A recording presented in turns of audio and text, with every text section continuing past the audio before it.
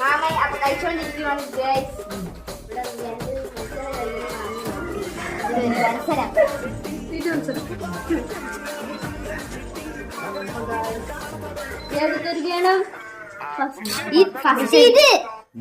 ഇത് പരിപ്പ് ഫസ്റ്റ് പരിപ്പ് എന്നിട്ട് നെയ്യ് ഒഴിക്കണം. എന്നിട്ട് നെയ്യൊക്കെ വേണം.